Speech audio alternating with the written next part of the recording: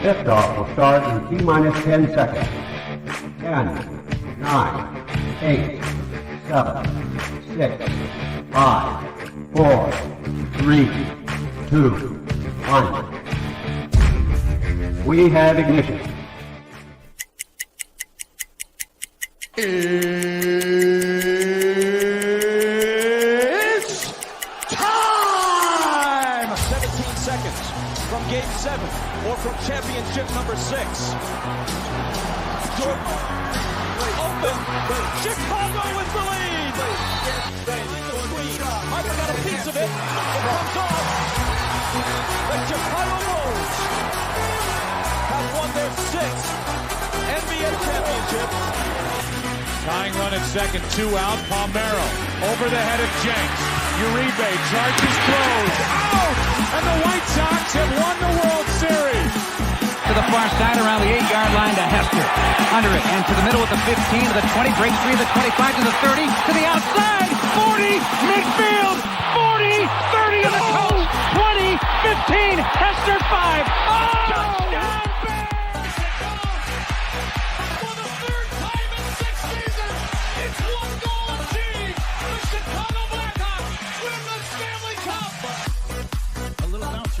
Toward Bryant. He will glove it toward Rizzo.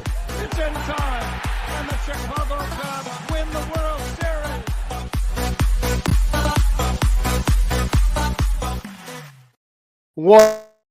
What up? Welcome to Shawn and Maya in the morning on this Hump Day edition. I'm your boy, the SuperBack Shawn Sierra. Thanks for tuning in. Listen, if you're watching us on Facebook Live, well, then I guess you found us on Facebook. And if you're not following us on Facebook, for real? All right, listen, go to Facebook, type in Sports Zone Chicago, click the like button, and there you go. You're following Sports Zone Chicago. Simple, but wait. There's more. All right, go to the show's page. Go to Shawn and Maya in the morning. Go to that page as well. Like that page. And not only will you be following Shawn and Maya in the morning, but you'll be following Sports Zone Chicago. You'll be following both pages, and we would greatly, greatly appreciate that. If you're watching us on our YouTube channel, excellent.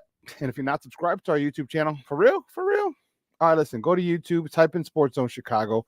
All right, click the subscribe button, but also click the notification button. That's the little bell right next to the notification, the subscribe button. All right, and that notification button, that lets you know anytime a show from Sports Zone Chicago goes live. All right, you get it? You got it? Good. Now, if you're watching us on our mobile app, yay. Listen, if you don't know, you better ask somebody. We have a mobile app. You can take us with you on the go. All right, take us with you on the go. All right, so wherever, it doesn't matter where, you just download it. Wherever you get your apps from, I don't care if it's iTunes or Google Play or Amazon or Walmart or Kmart or 7-Eleven or Zayre or Zemsky's or Macy's or Montgomery Ward or Venture or Woolworths. It doesn't matter. It doesn't matter where you get your apps from. It doesn't matter. Just do me a favor. Go there, download it, or type in Sports Zone Chicago, download it, take us with you on the go. So not only do you get Shawn and Maya in the morning 3 days a week, not only do you get our other live shows throughout the week, and not only are they archived there like they are on Facebook and YouTube, but I'll tell you what, we give you a slew, and I mean a slew of articles, thanks to my man Clarence Council III. Big up to Clarence for keeping you abreast of all articles Chicago sports related. And if you're watching this on our Roku channel, I like that kind of party, baby. That's what I'm talking about. And if you don't know, you better ask somebody. Sports Zone Chicago, we have our own Roku channel. Hell, we're live there, right, Mickey Ficky, now. Right now. So do me a favor. If you have a Roku TV in the house, here's what we need you to do. You go there, you download it. Download Sports Zone Chicago's tile. You know how to do it. You've already downloaded Netflix and Hulu and Amazon, or Prime Video it's called, Paramount Plus, Showtime, Stars, Disney Plus. You've already downloaded all those. Download Sports Zone Chicago. So if you have 2 Roku TVs in the house, download it to both of them. All right, even if one's in the kids' room where they're most likely not going to watch it, just do us that favor, do us that solid. Just download the tile to all the Roku devices that you have in the house. Just do us that solid. All right, I don't ask a lot of you. I don't ask a lot. Just do us that favor. You can also tweet the show. You can tweet us at Sports Zone Shy. That's CHI at Sports Zone Shy. Now, if you want to follow me, just me. Personally online, you want to know what I did? Well, let me tell you what I did. You want to know what I did? Well, here's what I did. I made it nice and easy for you folks. Nice and easy. One handle for Facebook, Twitter, Instagram, Snapchat, and TikTok. All one handle at The Shawn Sierra. Want to follow my little co-host, Maya Akai, you can follow her on Facebook and Twitter at The Sports Chica. If you want to follow her on Instagram because you're an IG and you do it just for the gram, well, just follow her at Maya_Akai. It's MAYA_AKAI. Man, we have a phenomenal show. We have a phenomenal show for you, but we need you to get interactive. So whatever platform you're watching us on, whether it's Facebook, whether it's YouTube, whether it's our mobile app, leave a question or comment on that platform. It'll come up here in the thread. I'll put it up on the screen and we'll talk about it. We'll incorporate it into the show. And you know what? That's what really makes this the best Chicago sports talk show around. And that's you. Questions, comments, smart-ass remarks. Bring them all, baby, because ain't nobody scared over here. As The Rock says, baby, don't sing it. Just bring it. Man, we have a phenomenal show at 9:30. Yes. So at the bottom of the hour, Michael Lyles from KUNC out in Colorado is going to call. We're going to talk a little bit about the prime time, the Coach Prime effect that's going on now at the University of Colorado. All right. Coach Prime is a polarizing figure. Many people like him. Many people hate him. Okay. But what you can't deny is his ability to attract money, is his ability to attract attention. And he's done that for the University of Colorado. He's brought them money. He's brought them exposure. He's turned a 97% white town into a place that looked like an HBCU. Kind of reminds me of back in the day, Georgetown. Do you realize when I was growing up, do you realize? Sorry, I had a tea. Oh, tea is good. Do you realize growing up, I thought Georgetown was an all-black school? I thought it was an all-black school because the only thing I ever saw of Georgetown was a basketball team. And everyone on the team was black. Head coach, all the players, and we were going back to Patrick Ewing, Michael Smith, Reggie Williams, Alonzo Mourning, Othello Harrington, Allen Iverson. You know, for the longest time, I thought it was really it was an all-black school. And when I got to college and found out it's not, that the basketball team was about maybe a 25, a quarter of the black population, it's a lot less. I'm using hyperbole for effect. But the number of black students at Georgetown was very small. Just like there's only like 2 or 3% in Boulder. He thought the same thing too. That's all we saw on television was the basketball team. I love the Terminators, the Air Terminator. Well, they're the Terminators, they're called. Those are dope. That's funny. He thought so too. But Boulder is all white, 97% white, and you got rap stars, you got rock stars, you have celebrities all flying into Boulder for game day. And we're going to talk to Michael Lyles. He's credentialed, so he's in a press box. He's excited about it. You know, he's loving the attention they're getting. He's loving the fact that they're winning. And yeah, you know what? They lost two in a row, but they came back this past weekend, got back on the winning track. And I want to talk to him about it. You know, is it over the top? Is all this over the top? All right. Are you okay with Shedeur flexing? All right. After the game was over, you saw he ran to the student section.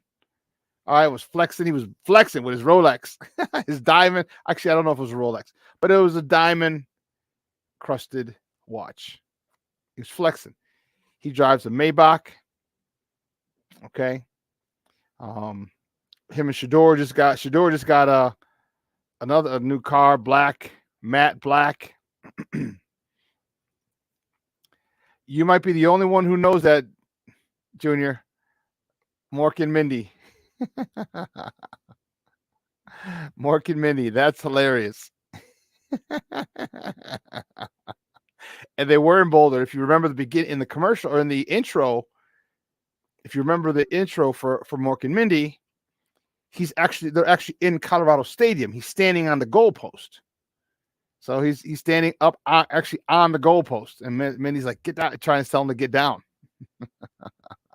So yeah, we're aging ourselves talking about Mork and Mindy, but but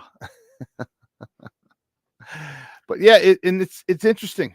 It's interesting, and we're going to talk about it. Talk about what it means for him, what it means for the town, because he's brought in more money to that town, to that school, that he's contracted to. Okay. So they were worried about paying him his craziest salary, and understandable. But after the hype, I mean, the spring game, there's pictures out there. I don't know, Bleacher Report or where they had pictures of last year's spring game. Then they had pictures of this year's sold out spring game. They had never sold out a spring game. Never sold out a spring game. And that stadium was packed. SRO.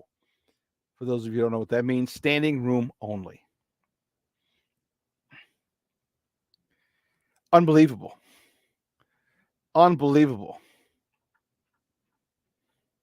So the amount of press he's gotten, all right. They had College Game Day from ESPN over there already. Like, the amount of publicity that he's brought to that school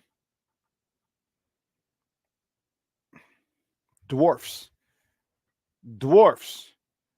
his salary.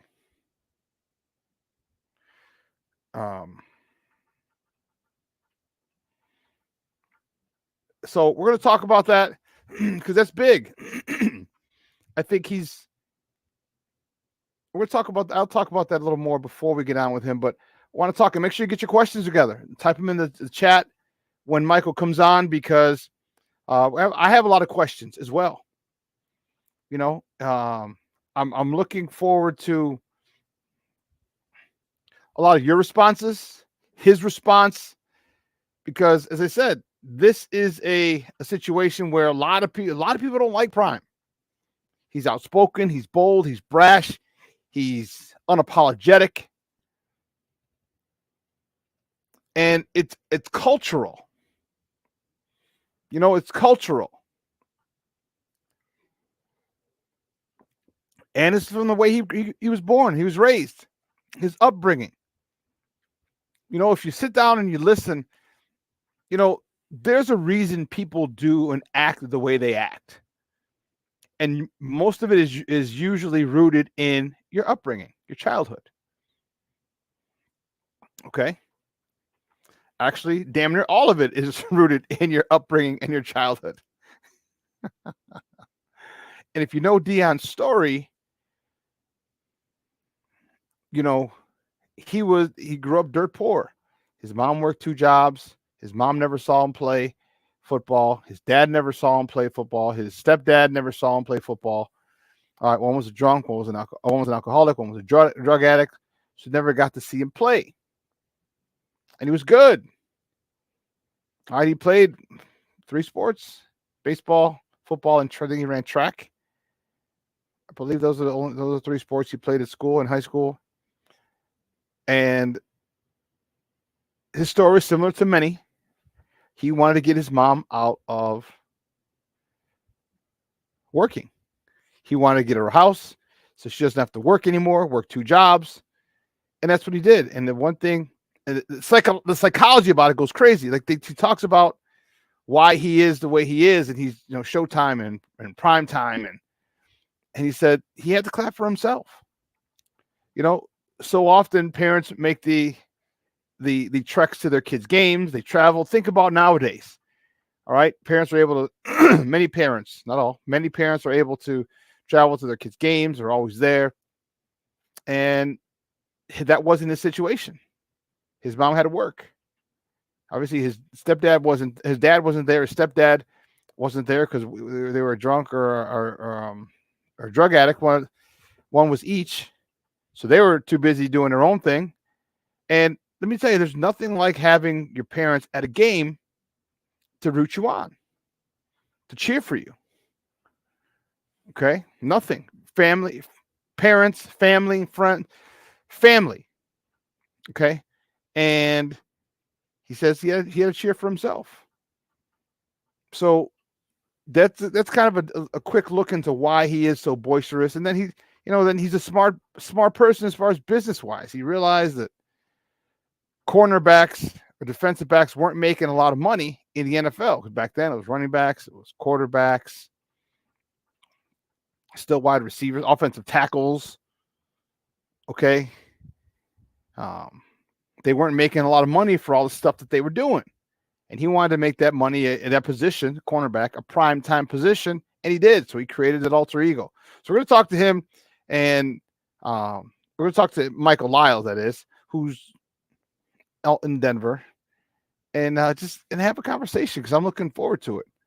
I'm really, really, really, really, really looking forward to it. So let's see who's in the chat line right now, because it looks like it's jumping. Cornelius Squalls, what up, baby? What up? Nothing like watching football this Sunday, knowing the Bears are already taking care of business. They're on a TCB tour. For all my Dusty Rhodes fans, TCB, taking care of business tour, like Dusty Rhodes used to say. My man Armando Emeterio Lara Jr. What up, Junior? Because my man's in them. Shawn Wall's in the house. What up? It is House Music Monday, baby. I like it. I like it a lot. I like it a lot.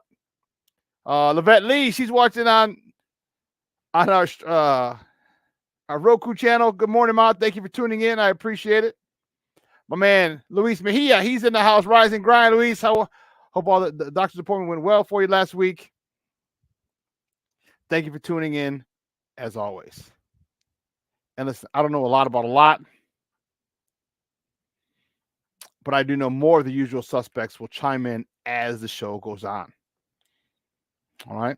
As the show goes on, that I can tell you, my friends. It's going to be a good show. So let's get right to it. Guys, you know how we do the first segment of every show. It's called Top of the Morning. It won't come just when you want it.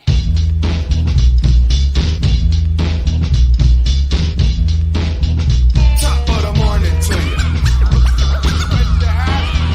Top of the morning to you.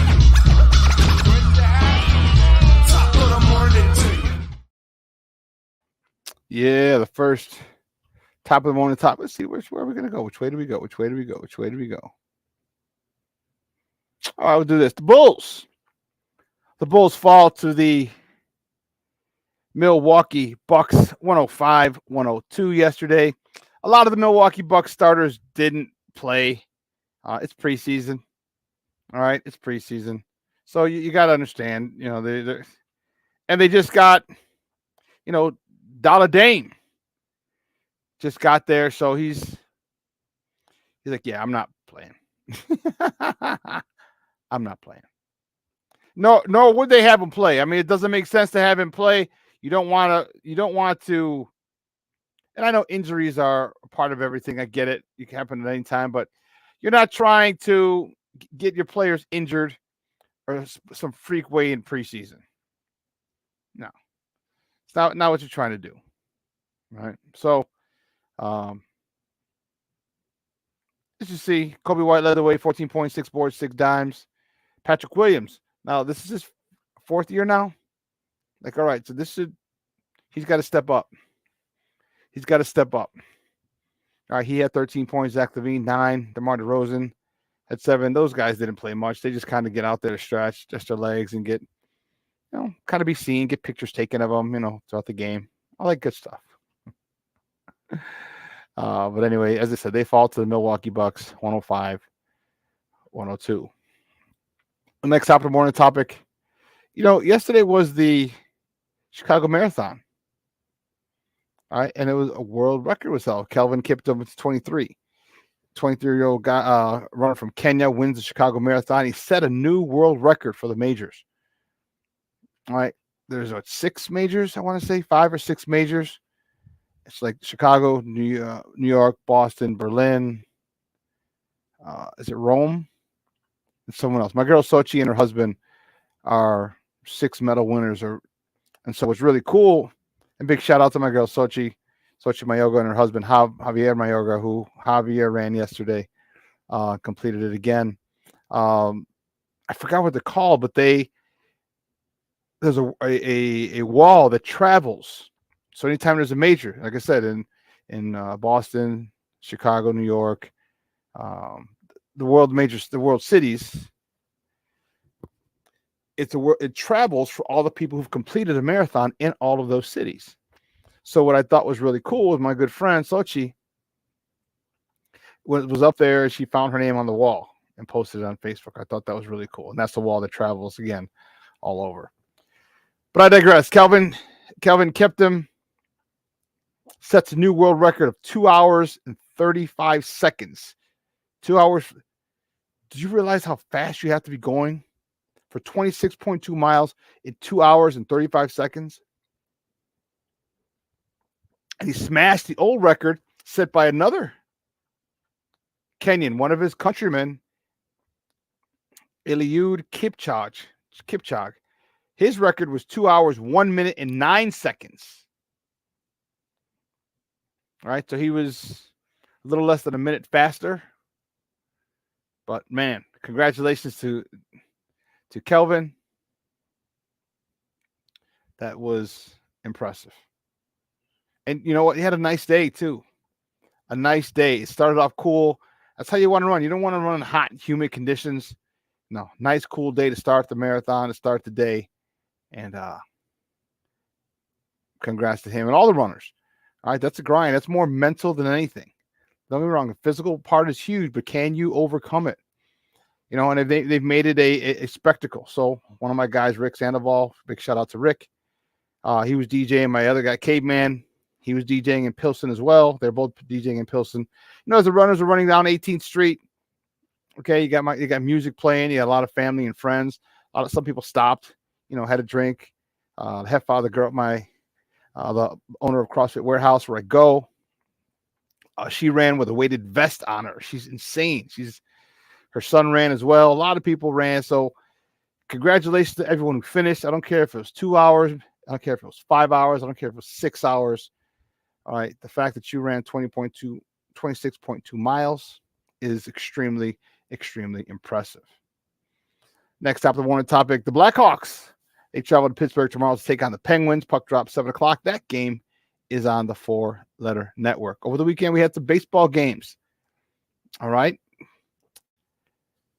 Playoff baseball is in full effect. The AL divisional round, the Astros and the Twins. That series is tied at 1 game apiece. Game 3 is in Minnesota on Tuesday. That's tomorrow, 3:07 p.m. Excuse me.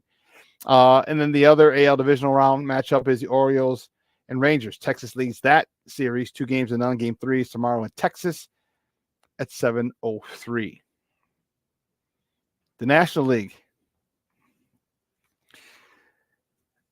Game 2s. See, so what they're doing was so smart. They had all the game 1s on the same day, but now you're alternating days because you want every day filled with baseball. So game 2 is tonight for the National League. Arizona's at Los Angeles. Arizona leads the series 1-0. That game is tonight at 8:07. And Philly Atlanta is the other matchup. Philly leads the contest 1-0, and that game is tonight at 5:07. A lot of, if your team is still in it, I get it. I ain't mad at you. I don't want to hear it, but I ain't mad at you. And the next top of the morning topic, the Bears prepare for their Sunday matchup against the Minnesota Vikings at Soldier Field. That game is at high noon on Sunday. It's going to be on Fox 32 here in Chicago, locally, or you can listen to it on the radio on their flagship AM 1000. There's a lot of stuff going on, a lot of storylines with the Bears. All right, if you recall, on Thursday, the Bears had a bit of a situation here. A situation. Khalil Herbert had sprained his ankle, and he was rolling too. I think he had 10 carries, 76 yards was his final tally before he got injured. Rolled his ankle. Come to find out, he's going to miss a couple of weeks. And then the rookie running back, Shawn Johnson, went into concussion protocol. For whatever reason, they did not have D'Onta Foreman dressed. He was a healthy scratch. And the only running back they had left on the roster was a fullback. Kari Blasingame.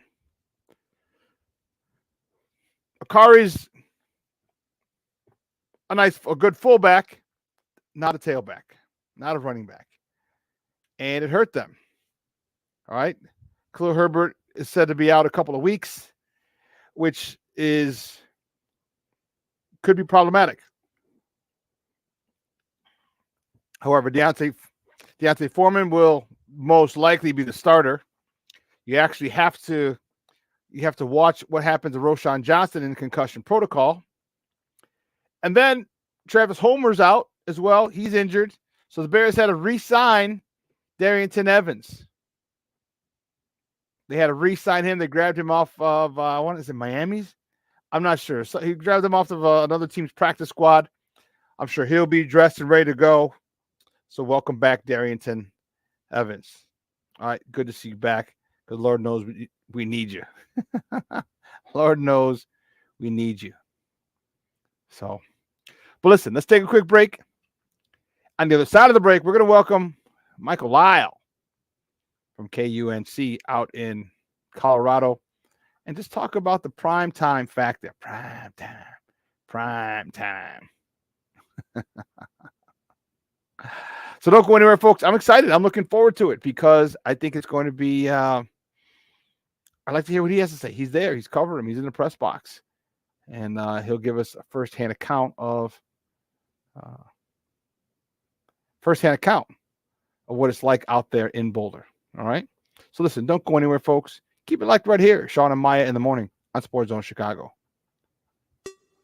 Hey, it's your boy, the SuperBack Shawn Sierra, and be sure to follow Sports Zone Chicago on all social media platforms, on Facebook, Instagram, and our Roku channel. You can find us at Sports Zone Chicago, and on Twitter, we are at Sports Zone Shy. Also, be sure to download our mobile app so you can take Sports Zone Chicago with you on the go. Time out. How are you feeling right now? Happy? Excited? Angry? Overwhelmed? One of the best things you can do for your mind health is to name what you're feeling. It can sharpen your awareness and help you talk about your feelings with someone you trust. Here are 3 questions to ask yourself. Where are your thoughts right now? In the past, the present, the future? Do you notice any sensations in your body? Is your heart beating fast? Is there a flutter in your stomach? Or are you fully relaxed? What do you need right now? Time with others? Time to yourself? Remember, there's power in this awareness. So find ways to identify what you're feeling today.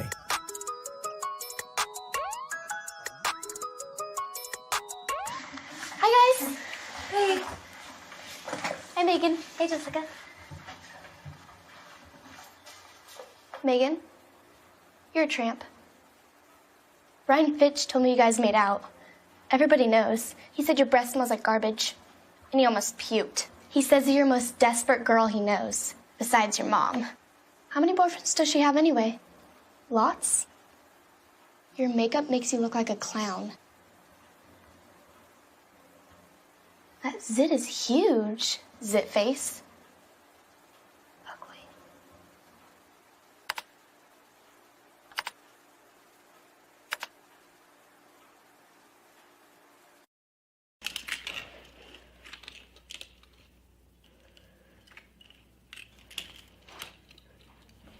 Hey, bud, what you doing? I'm playing with cars. Cars? Can you show me what a car does?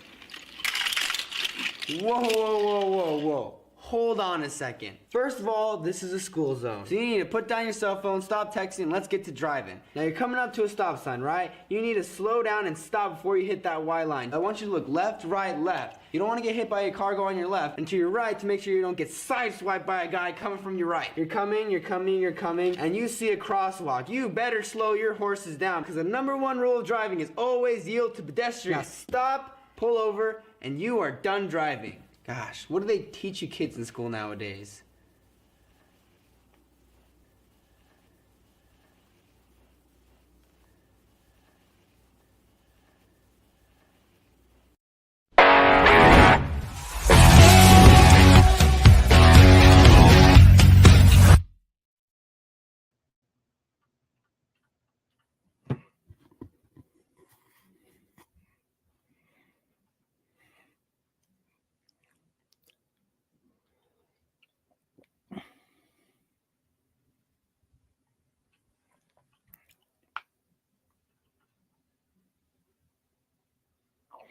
Welcome back to Shawn and so I was looking at it too, and it's in your face.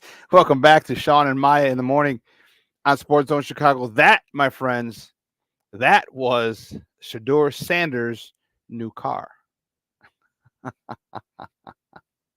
That was Shedeur Sanders' new car. You saw that Matt Black had 21 on the gas cap. He signed a deal back in Jackson when he was at Jackson State to drive cars for this particular car dealership. Well, that deal hasn't changed just because he's in Colorado. So now they send him that car. Let me ask you something. Because believe you me, I went to college in the wrong freaking time. And I don't know how much money I would have made, if any. All right, if any. Because I'm looking at it. I'm thinking about it. And every year we had All-Americans. Every year. Except my senior year. Because we got a new coach and he changed the system. And this is why I'm adamant when people talk about stuff that when I talk to you from experience. I'm not just saying, well, I play the game and I know. No. I play the game, I coach the game, but I've also had a lot of experiences in the things that are going on that we're talking about. So my first year, okay, Dave Murphy and Tim Downing. Big shout out to Tim Downing. We're friends on Facebook. Big D tackle. All right. Number 77. And Dave Murphy, safety. No. Is he cornerback or safety? I want to say safety. Number 26. So my freshman year, those two guys ended up being AP first team All-American. Or maybe Tim might have been second team, but I know Murph was first team. I want to say Tim was first as well, now that I think about it. But nonetheless. So they would have got all the glory. Like everyone would have wanted to sign them and have them market. Because Worcester loves Holy Cross. That town loves Holy Cross. It is like a lot of college towns. The towns that have a university in them, it's all about the school. And now Holy Cross was one of 10 colleges in Worcester. 10. I found it out when I was DJing, that's another story for another time. But Holy Cross was the most famous. We had a sports program and, top-notch Division I football, Division I basketball. Our basketball team made the NCAA tournament. Our women's basketball team made the NCAA tournament. If we were able to go to the playoffs, the 1AA playoffs, we would have been there every year, except my senior year because we got a new coach. Again, another story for another time. So, Murphy would have had some. Maybe Ernie Garlington would have had some. Randy, not Randy Pedro. Randy Pedro, big tight end out of the Bronx. Joe Foy. No, Joe Foy was only was a junior at the time. But even so, like all these other guys, Rick Shamillis, all these other guys had basically, were stars. Sophomore year, we had Craig Callahan, who was a linebacker, first team All-American. In my junior year, that's when I probably would have made some money. Not a lot, but some. We had 2 first team, Tom Chacho, first team All-American quarterback, and the guy who played in front of me in the run and shoot, Jerome Fuller, first team All-American running back. All right. But I would love to see how it is. Did you just see what Utah did? Utah gave they negotiated a deal. Every one of their 85 scholarship players received a truck. A local dealership leased. So they're leasing these kids the truck, or leasing the school the truck. They're leasing the kids the truck. How crazy is that? How crazy is that? And you can't give Reggie Bush his Heisman back. You can't give him his Heisman back. You can't stricken that from the record, huh? So you got a couple $100 signing autographs and jerseys and all this other stuff. But University of Utah gave all 85 of their scholarship players a truck. Insane. But that's college football now. That's college football now. Again, I played in the wrong time. It's, and I think it's fair. I do think it's fair. And here's why. Think of all the kids that have been affected by all the scandals from college football coaches. Okay? Before the portal. All right, the portal is the best thing that happened to college football. Others would argue it's the worst thing that happened to college football. But think of all the things that happened, all the kids that got screwed over. From illegal recruiting practices, illegal benefits, all the stuff that many colleges throughout this great and wonderful country were convicted of. So the coach could leave. Coach could resign. He goes and gets a job somewhere else, or he takes a year off, but he usually goes and gets a job somewhere else. Then the program is on suspension, which means all the kids there, the program is barred from bowl games. They get practices cut,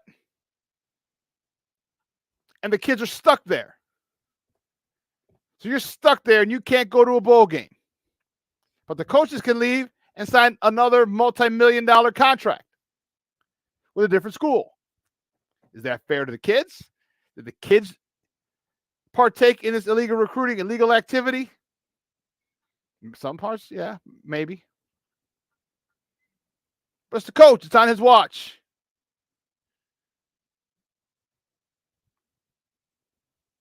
So I'm okay with the portal. I'm okay with kids getting theirs, because for so long you were stuck. Because remember, before that, if you transferred, you had to sit out a year.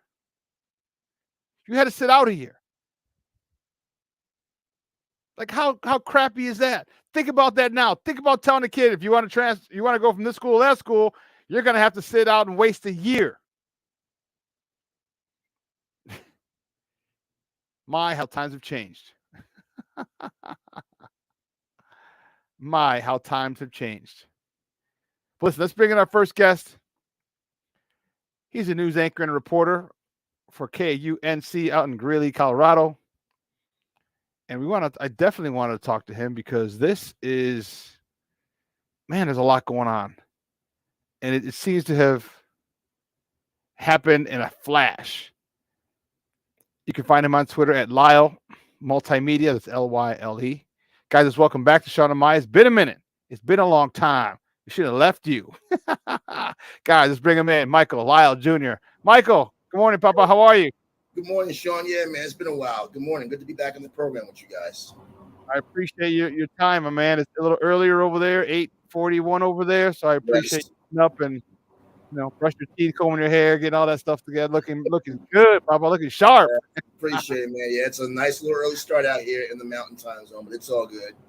Couldn't come out here without giving my boy Shawn a shout to say hey for a few minutes. I appreciate it.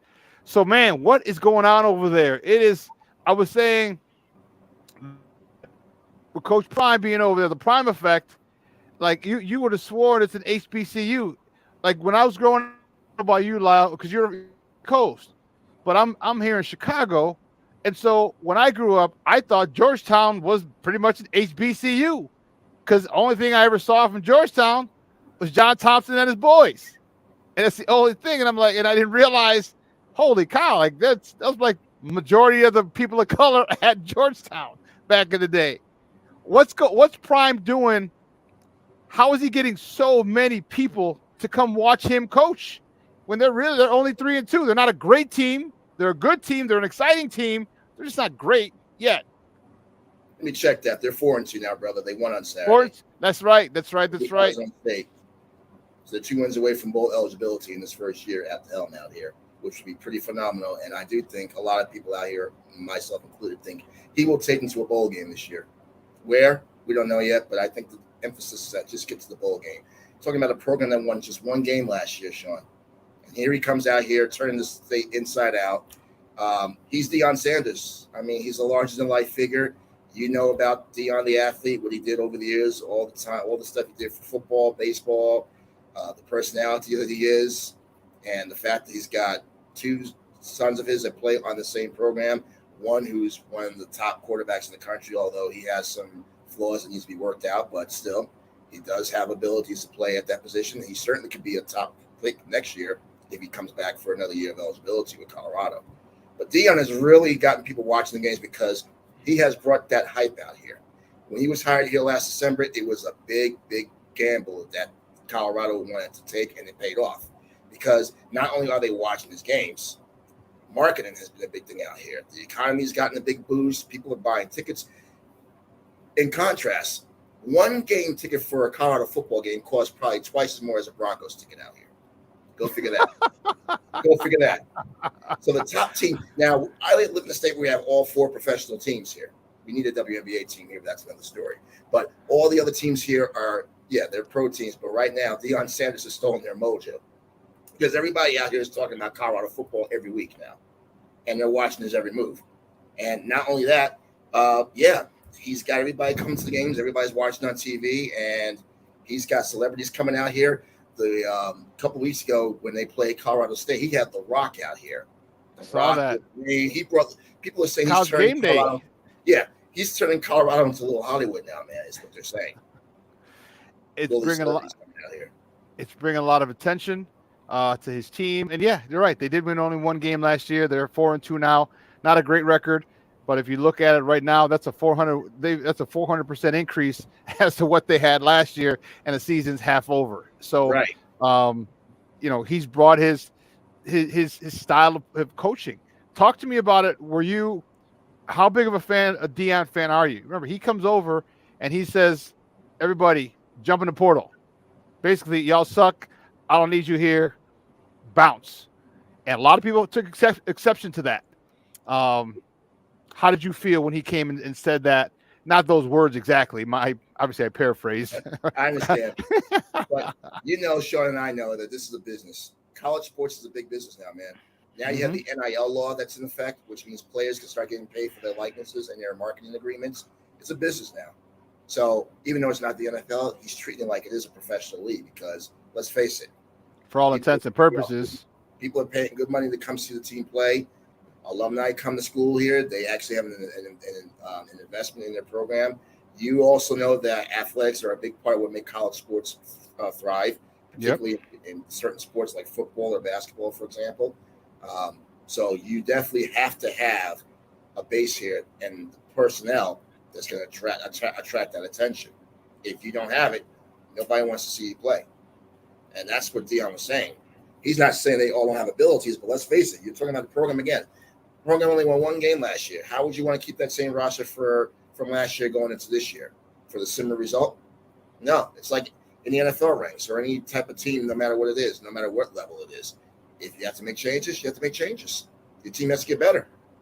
And if you don't see the results, then they have to move on.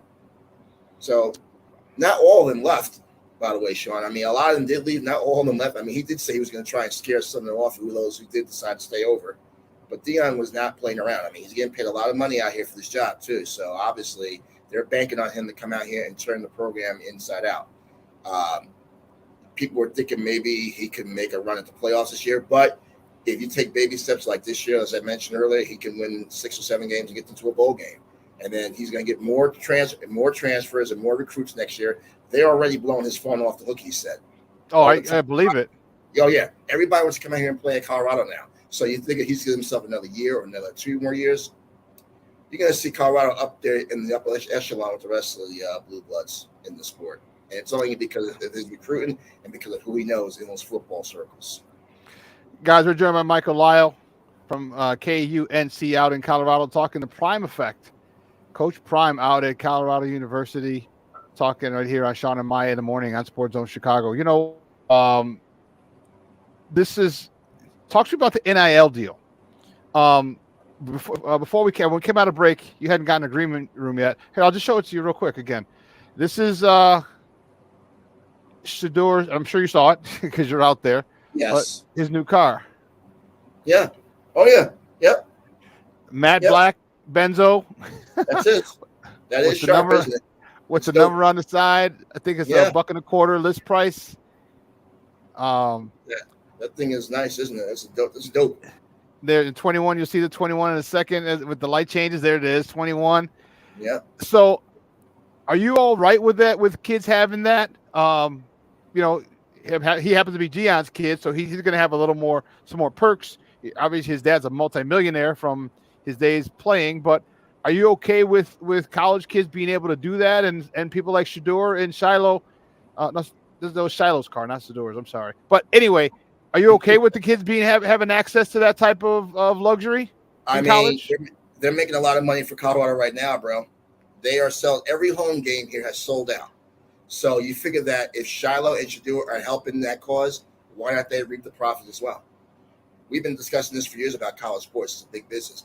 These kids make millions of dollars for these institutions every year in football, in basketball, especially come March Madness time, and especially in football for the college football playoff.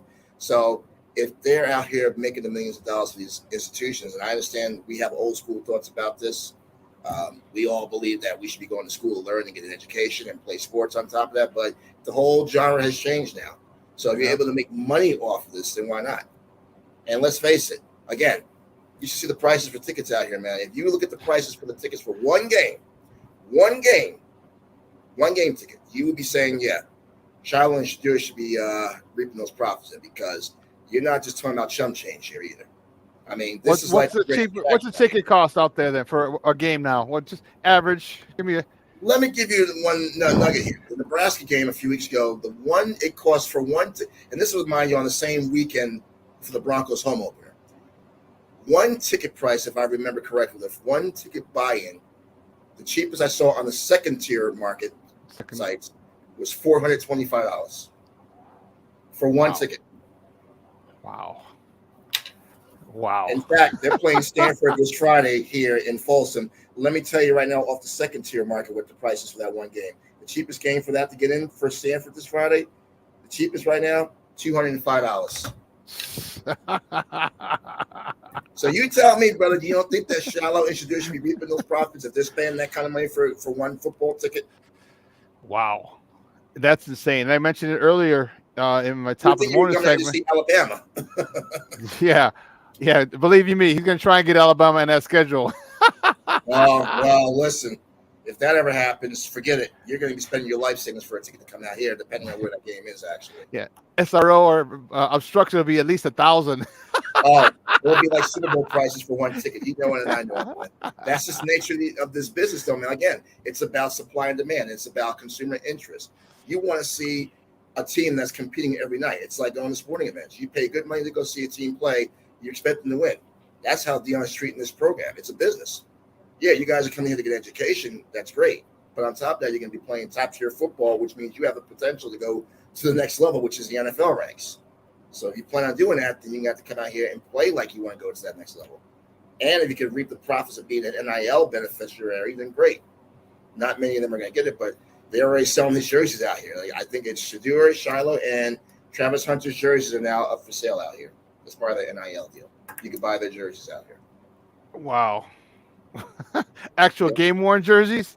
They're actual, like, you buy the replica jerseys for the team. Oh, replicas. Okay, yeah. You can buy those now at the campus bookstore now. Shiloh, Shedeur, and Travis Hunter's jerseys are on sale now. Wow. Yeah. So next question then is, why do you think he's having so many people out there? So many people of different walks of life. He had Stephen A. Smith out there. He had his new partner Shannon. All right, Shannon Sharp out there. He's had rappers out there. He's had actors and actresses out there. Michael Irvin, Warren Sapp, who wants to be on his staff next year. Yep. Why do you think he's bringing all these top-notch people around his program to talk to his kids? Because he's giving them it's motivation. He wants to show these kids that Deion has been there, done that, and his success speaks volumes. He's lived that life as a celebrity. He still is now, but he wants to show the kids that if you work as hard as he did, if not harder, then you can enjoy the fruits of your labor like he has done. He's showing them that here's what it took for me to get here to this level. The question is, are you going to work as hard as I did to get there? So you can reap these profits of having rappers and entertainers and celebrities coming to this campus, and understand that this is a way of life. If you work for it, you can enjoy it. And I think that's cool. I mean, who wouldn't want to be surrounded by celebrities all day long on your campus? Wouldn't you be inspired to say, you know what, Deion is bringing a lot of people around here that I would like to be associated with? And if that means if I want to be on that level too, I got to work hard. I think that's a great motivational tool. If you want to see The Rock or for example, Shedeur said he talks to Tom Brady often. Yeah. He always talks about the Brady effect, because he does say he talks with Tom Brady on text or sometimes by phone call. In fact, the other day in his press conference, Deion said that freshman player, I'm trying to remember his name, he got a phone call from Snoop Dogg. Wow. Yeah. That's what I'm saying. This is not a joke. Uncle Snoop. He has turned this state into little Hollywood now, man. It's amazing. It's like, that's why the tickets are so expensive, because you never know who's going to show up on this campus now. And we're in a big market like Denver, so you never know who's going to be around town either. That's true. Wow. What do you think his next move is? So what do you think his next move is? He lost to a couple games in a row, and they were completely outmatched in the trenches. Is he getting some big boys next year? Because the skill positions, he's got skill positions for days. A freshman Omarion, that dude came in, have a day, young man. Welcome to the NCAA. Holy snakes. Yes. They have skill position. They just need some big boys up front, offensive and defensive linemen. Has he addressed that, or has he said, hey, we got some more people coming next year? How is he going to address those issues? He has addressed it. He's been saying that he's been getting phone calls from recruits all over the place, because it's obvious that there's some flaws in this program they have to fix still. I mean, it's not like it was last year when they really didn't have anybody. So he did address that with getting the transfers to come in. And there are some skill position players out there. It's just that they're a second half team. They have no offensive line right now. It's obvious that Shedeur's taking a lot of sacks this year because he doesn't have as much protection up front. The defense is a little questionable too, because they give up a lot of points. So there's a lot of issues on both sides of the ball they got to address, but they do have some playmakers on both sides. Just they got to fill those holes with more skilled players. And I think that's where the transfer portal and the recruiting will come in next year. And you'll see a stark contrast with the players. I mean, who knows? Some players may transfer out this year, and he might get some more transfers next year that can play better. He's trying to build the program up to where it was in its glory days, and it's going to take time. But the fact that they already have 4 wins and they're on their way to getting the bowl eligibility berth if they get 2 more says a lot for what he's doing. It ain't gonna take him long. It ain't gonna take him much time, Michael. Not the way he's going. It ain't gonna take him much. Yeah, it ain't gonna take him much time. So what's next for him now? What's it like for the rest of the season? We're 4-2, so 6 games. What do they have? 6 left ish. They have 6 left. They have Stanford coming into town this Friday night. They have 2 more winnable. They actually have 3 more winnable games coming up. They have Stanford this Friday night. Then they have, I believe they have UC. Although I wouldn't overlook UCLA after what they did to Washington State. So nothing is ever given in conference play. But they do have a few winnable games coming up, and they have Arizona at the end. So they could win 6 or 7 games. I said that from the beginning, though, when he was hired. I said he's going to get them their 6 or 7 wins. But they should beat Stanford Friday night. I believe their next real game. Then, well, actually, no, they're on their bye week after this week, and they have the next game is at UCLA. Then they come back here, I believe, for Oregon State. So they have a few games coming up that are going to be tight. But in the middle of this pack right now, they have 3 winnable games where they should get at least their 6 or 7 wins and become bowl eligible. That's the outlook, man. But first up, though, is Friday night against Stanford. Yeah, you get to a bowl. I don't care if it's mom and pop's corner store bowl. It's now you can say you went to a bowl last year, and that's the most important thing that kids want to know. Are we playing postseason football? And yeah, and I'm looking at the projections already. They already have them listed for a couple of bowls. Should they get this when they get their 6 wins? There's a couple of them they have in mind. The most predominant one I saw was the Independence Bowl in Louisiana. Shreveport? Yeah, that's what most of them were saying they might end up. The second one was the Jimmy Kimmel Bowl in Los Angeles. Which, I'm thinking that sounds a little up his alley anyway, because who's going to want to play in Los Angeles for a bowl game in that stadium? And have Is it at the Rose Bowl? Is it at the Rose Bowl? No, that's in Coliseum. That's Stadium. That's SoFi Stadium. Wow, it's SoFi. Where the Chargers and Rams play. That's where the LA man. SoFi Stadium. That's what I'm saying. And all Diaz's friends don't got to travel. They just take a limo. He's got everybody right there. I'm saying he's right there. He's got Hollywood right next door. I'm like, who wouldn't want to play in a bowl game of that nature? And then another one I saw was possibly the Las Vegas Bowl. So there could be some bowls, but most of them were saying Independence Bowl. And I think, again, like I said earlier, they just want to get to a bowl game, which is going to happen. They're going to get to a bowl game. The question is where to go. But I'll tell you what, though, whoever ends up getting Colorado for their bowl game knows they're going to be reaping the profits too. That's exactly my next question. Right. Everybody Michael, great minds, baby. You're feeling me. You're feeling me. That's right where I was going. The vibe out here, that's what I'm saying, bro. This is the vibe out here in Colorado. It was not like this a year ago until he shows up, and now everybody around here is talking about Deion's. He's on the commercials out here. He's on a KFC commercial. He's doing a local healthcare commercial for Colorado out here. He's all over the place now, man. It's like, this is like what he's done to the state. It's amazing. It's so crazy, the vibe that has changed since he's been here. He's showing up at the team sporting events now. He was at he's been talking about going to a Broncos game. He's going to the Nuggets games out here. He's showing he's into the community stuff out here, big time. And then he may not be leaving anytime soon. I mean, people have been asking about that, going to the NFL, but I don't think he wants to do that. He said he doesn't want to have to coach a bunch of $1 million crybaby, spoiled brat. Yeah. He's more happy right now sitting in Boulder. And let me tell you, if you come out here, I don't know if you've ever been to Colorado, but out here in Boulder, it's really nice. The Rocky Mountain view, as you might see behind me here, it's really nice. Yeah, I have not been to Colorado except for the Denver airport, so I have not been there. Well, the Denver airport's huge, so that's something. That airport is big, huge. So you touched on it. So you think he's there for a minute? You don't think he's using that as a springboard to showcase his talents? I don't think so. If he did leave, where do you think he would? Would you think he'd only leave for something like a Florida State, or do you think even if that came calling, is he happy? Do you think he's happy enough there? But I mean, I guess technically it comes down to the money, because that's literally what he's all about.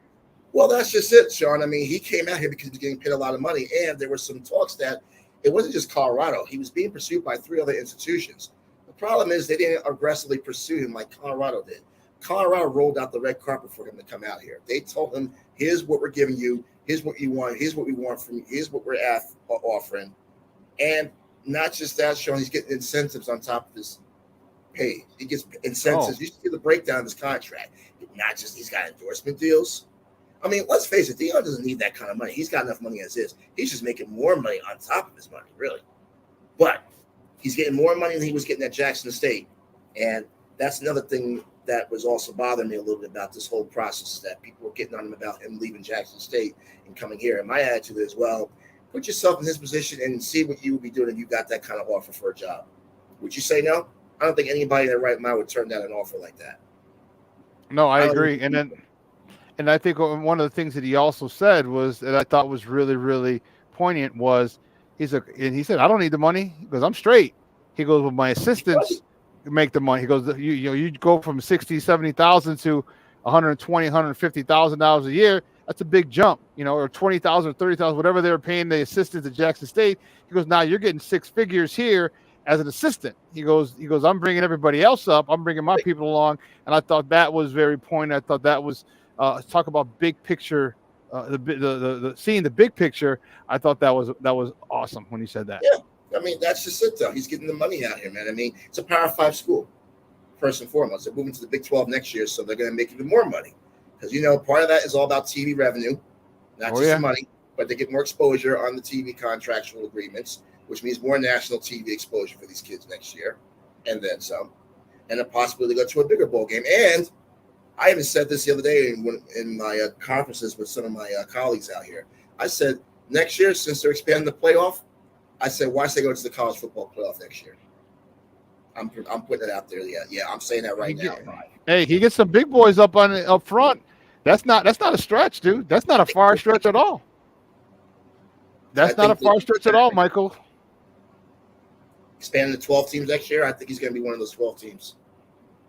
And you got to remember the NCAA is not stupid either. They're about that paper as well. They also know if a Colorado gets in, how many more people are going to be watching, how many more. And the great part about it is so many people are for him and so many people dislike him, hate him, whatever. But guess what? They're still tuning in to watch him fail. They're still tuning in and they're getting those revenue dollars from the viewership. And that's what he said in his press conferences too. He said the same thing you just said. Love me or hate me, whatever way you want to choose this. People on both sides of the aisle. But guess what, though? And the ratings are showing. You're watching my games. You're watching our games. Whether you want to actually believe it or not, you want to be obtuse to it, you're going to turn on your TV to watch Colorado football now. You're going to watch for something that's going to intrigue you. Whether you want to watch me lose or watch us win, the eyes are on the TV. And as you and I both know in this business, it's all about that R word, ratings. And he has really putting a lot of people in notice about it. You get this, first of all, the spring game this past spring, Shawn, was on ESPN television.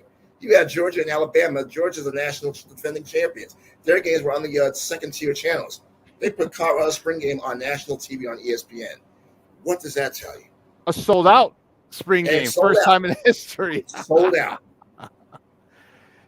This dude is money. This whole culture out here, man. It's just amazing. And as I said earlier, no matter what bowl game they get to this year, they know they're going to get a nice turnout because everybody in the state are going to be buying up tickets left and right wherever they go. Doesn't matter. You're going to see a large contingent of Colorado fans going to that bowl game. When was the last time Colorado made a bowl or went to a bowl game? They went I think it was in the pandemic year. They went. It was just a short, and that was a long time. But I'm trying to remember what bowl game it was. It was in 2020.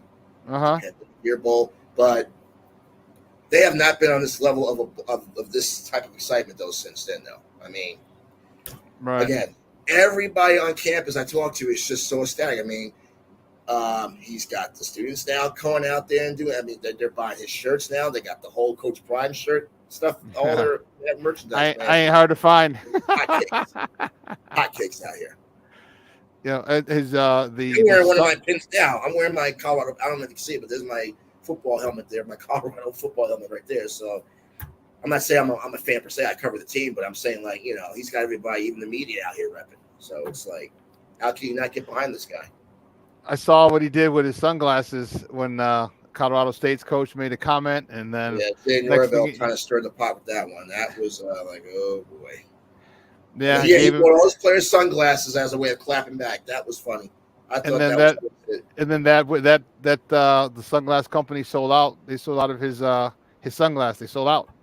Literally right after that. I was like, holy cow, man! This dude he's got the golden touch. And he's a businessman, not just an athlete. He's a businessman. He's like an Irvin Johnson. He knows the market, man. That's what makes him such a brilliant mind. And not just his playing ability, but also coaching and how to make money. He's got those. He's been doing it for years, and that's why I'm saying Colorado really hit a grand slam when they brought him out here for this job. And yeah, I think people are really happy that he's going to be here for a while because this is his first year. So, okay, 1 year down, then you expect that there's going to be bigger and better next year, and then who knows what happens after that. So there's a lot of happy times right now, and there's a lot to be excited about in these parts. Really. And you know what? I think it's a good move. I thought he would have stayed in the Pac-12. You said they're going back to the Big 12. The Big 12 now. Big 12 next year. But there's really no comp anymore. I mean, Texas and Oklahoma are heading to the SEC. Right. I mean, really, who else is in the Big 12? That's why I thought he might stay in the Pac-10 or Pac-12, whatever it is, because USC, UCLA, they're gone. You got Oregon you got to deal with. Isn't Utah in there? I mean, you got like maybe 2 teams you got to deal with, maybe 3 teams out of 12 games. You're looking at 8 to 9 wins a year. But, you know, again, like you said, it pretty much comes down to money because, hell, always. Our Bears president, Kevin Warren, he got that deal with the Big Ten where all teams are going to be getting, was it $100 million? Who wouldn't want to be a part of that right now, right? The Big Ten, you got the Penn States, the Michigans, and the Ohio States of the world in that conference. You're right out there. And, of course, you got Notre Dame not too far away, even though they're in the ACC. But I'm saying you got that nucleus of blue bloods that you can probably work around with and make the money off of, too. So don't think they were looking at Notre Dame as part of that marketing deal, too, I'm sure. Like, there's from South Bend. They're waiting. I'm telling you, Big Ten. I know they've had conversations because I don't know what they're getting from NBC in Notre Dame, but man, if they're getting a lot. Yeah. I believe you. But when every school's getting $100 million, like if Notre Dame's up close to that $100 million, they're probably like, yeah, we don't need it. But if they're at like 75 mil, 80 mil, man, they're like, you know what? Let me rethink this. Unless NBC can give me 100. Can you imagine if they were to go to the Big Ten right now and the matchups they would have every week? Ohio State, Michigan, Penn State, and now you got the other schools coming in there too. Can you imagine what they would be doing profit-wise? Oh, it would be it would be like Michigan, USC, week 3. Oh, cool. Can you imagine now the Colorado was in that mix now playing those schools? Mm-hmm. Think about that for a second. Man, yeah. You know what? It's crazy. I'm enjoying it, and I'm in the next year or so. I definitely gonna have to get out to Colorado to check out a game. Colorado. And by the way, Coach Prime, if that's not enough, is on the front cover. I don't know if you saw. He's on the front cover of Time Magazine this month. Oh wow, I didn't see that. Yeah, he's on the front cover of Time Magazine talking about what he's done out here. So there you have it. the Coach Prime effect, as we call it out here. It's just become. It's almost like it's become. It's contagious. So you ready to catch it? That's awesome, Michael. Hey, I appreciate your time this morning. Great stuff. Do me a favor though. Let everyone know where they can find you and your work online. You can find me at Lyle Multimedia on Twitter, X, and on Instagram as well. And KUNC.org. I'm on the air every day out here about Mountain Time, 3:30 to 6. Great stuff, Up. I appreciate it. We'll talk, man. Thank you very much for your time. Appreciate it, Shawn. Man, take care. You gotta get out here soon, though, man. Gotta get a part. Gotta be a part of this at some point. All my friends have said you've got to go to college. I don't even smoke weed, but like don't even worry about it. He goes, "There's so much cool stuff out there, so you will love it." I'm like, Denver's all right, a nice city, man. You would actually like it out here in Denver. It's really nice. It's nice. It's a nice vibe out here. The teams are a little desire right now because the Nuggets and the Avs are the only teams that are doing well. Everybody else is like, I'm in Chicago, bro. We leave a lot to be desired over here, my team. So I feel you. No, the Broncos are on line 1 for you, buddy. Hey, thanks a lot, Michael. We'll talk. All right, man. Good show. All right. Take care. Bye now. Guys, Michael Lyle from KUNC talking about the Coach Prime effect out in Colorado. It is live. It is real. For all my Seinfeld fans, it's real and spectacular. If you don't know where that's from Seinfeld, I can't rock with you that hard. But anyway, listen, we're going to take a quick break. And on the other side of the break, my man Nomad is going to join us, talk a little Bears football with us. I'm a little excited. You know, we've been waiting for this for a long time. All you Eberflus haters, you might be a little upset because if this continues, he might be here for a minute, for a while. So I'm going to talk to Nomad on the other side of the break. I'm going to see what he likes, where he thinks they can improve, and then what the ceiling is for this team now. Because my original I'm going to get his take. But my original thought of 10-7 for this team isn't that far-fetched. You can win 3 games, lose 1. 3 games, lose 1. And 3 games isn't a huge winning streak in the NFL. It's a nice one. It's still a possibility. It's a possibility. So we got some football talk. You know, I love me some football. You know it. You know it. So Nomad coming up next. So keep it locked right here, folks. Shawn and Maya in the morning on Sports Zone Chicago.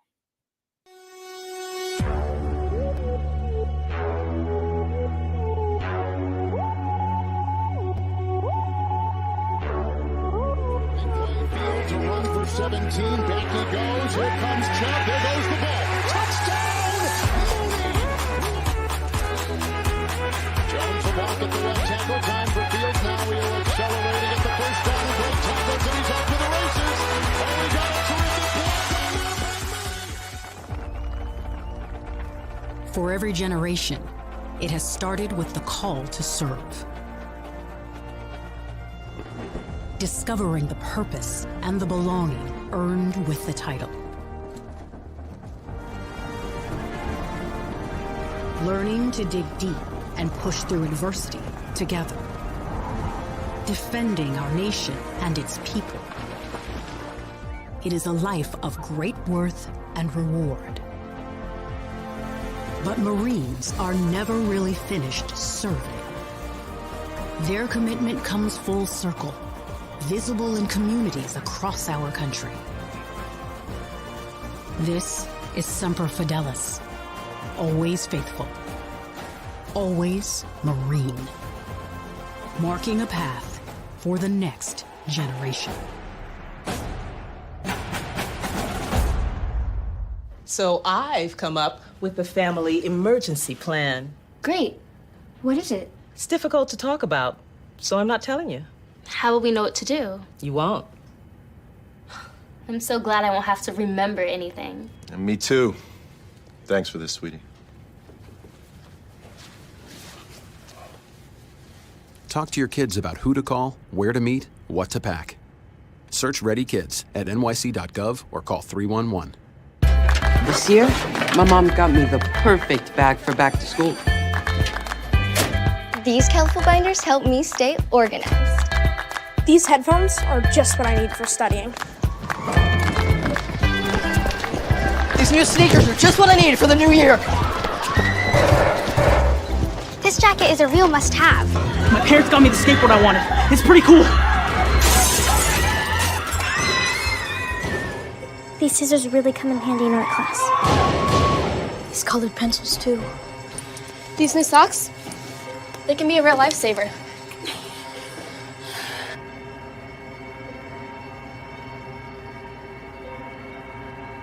And I finally got my own phone to stay in touch with my mom.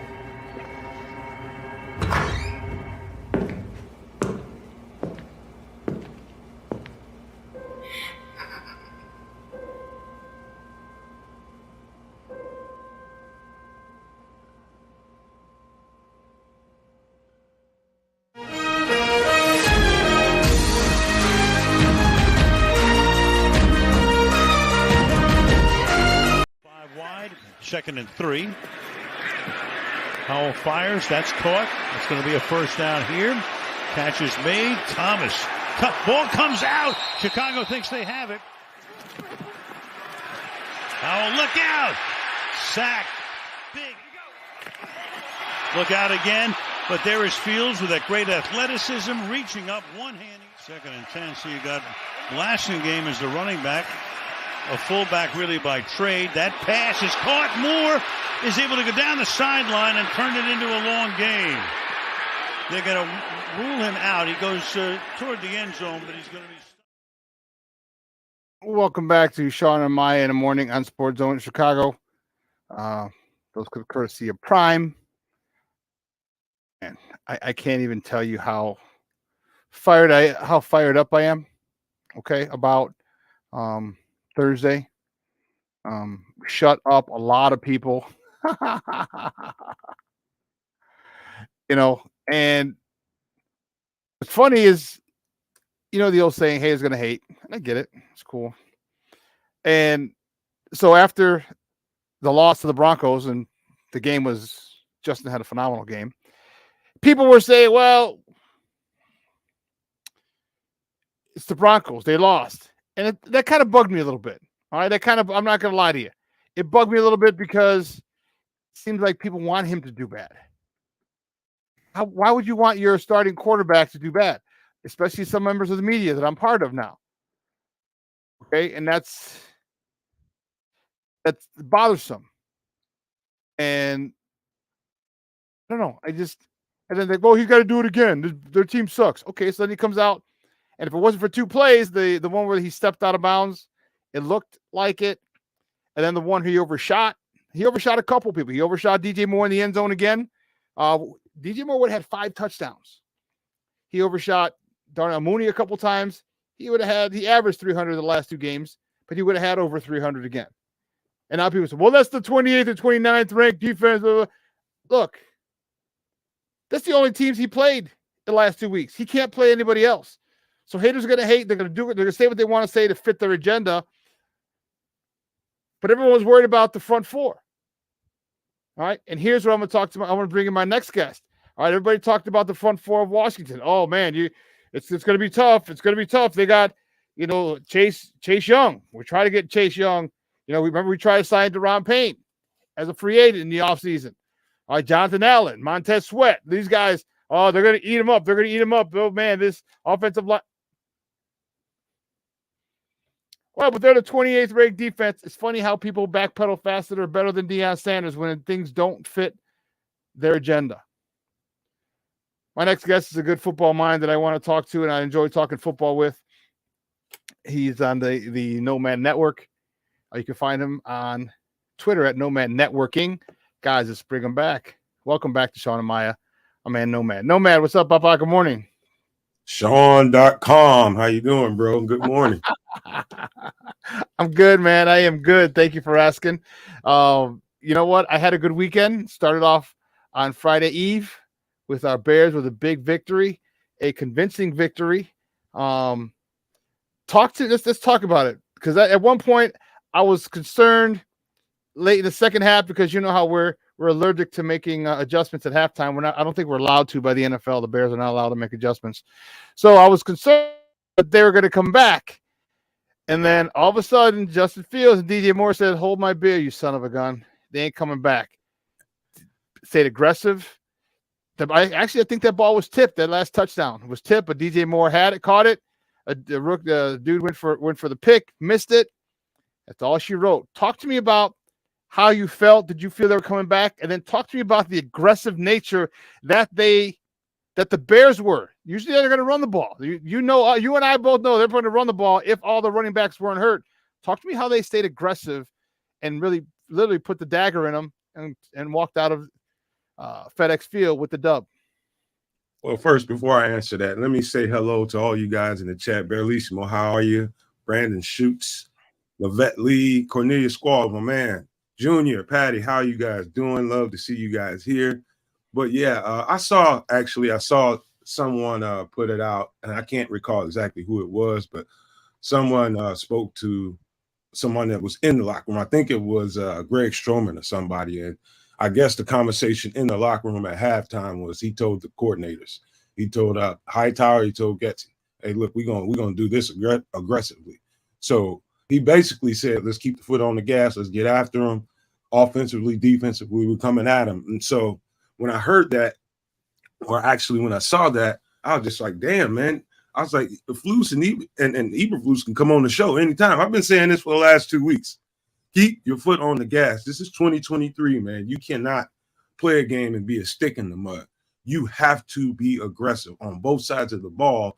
Give yourself a chance to, when you have a lead, to finish a game. You have to finish these teams, man. These teams are too good to sit back and play catch.